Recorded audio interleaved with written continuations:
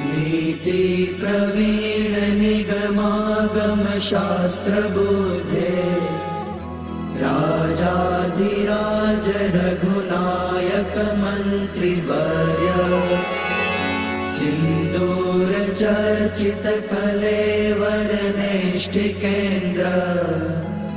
श्री राम दूत हनुमन हर संकटं मे सीता निमित रघुतम भूरि कष्ट प्रोत्सारणे कक सहाय हतास्त्र पौध निर्दग्धयातु पतिहाटक राजधाने श्री राम दूत हनुमन हर संकटं मे